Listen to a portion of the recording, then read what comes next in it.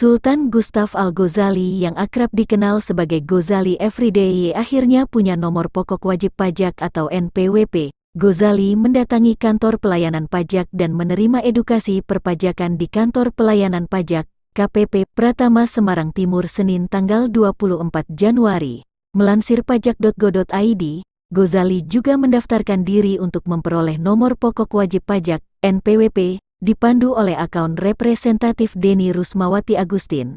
Ghazali memperoleh penjelasan mengenai hak dan kewajiban perpajakan yang harus dilaksanakan setelah ia memiliki NPWP.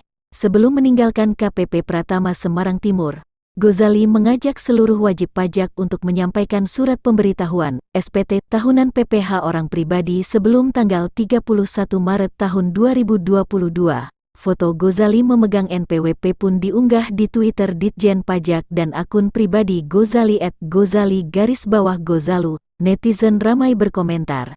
Ada yang menyoroti ekspresi Ghazali yang datar. Ada juga menyebut muka Ghazali muka tidak ikhlas. Namun semuanya ditepis oleh anak Semarang ini. Ia balik mengajak warganet untuk taat membayar pajak sebagai bentuk kontribusi anak bangsa terhadap negara.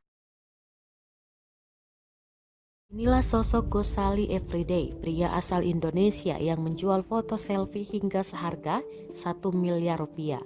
Namanya ramai diperbincangkan hingga trending di media sosial. Bahkan, nama Ghazali Everyday diberitakan sejumlah media luar.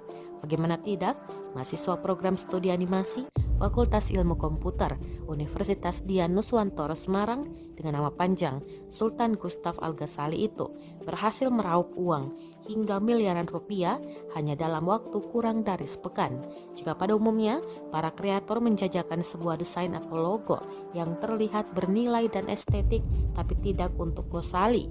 Di NFT, Ghazali hanya menggunakan foto dirinya sebagai produk jualan di marketplace OpenSea yang merupakan sebuah peer-to-peer marketplace untuk NFT.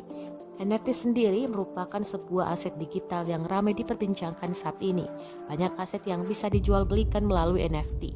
Foto selfie Ghazali NFT itu dikumpulkan mulai dari tahun 2017 hingga 2021. Uniknya, 933 foto selfie miliknya langsung dipajang di platform tersebut sekitar 3 hari yang lalu.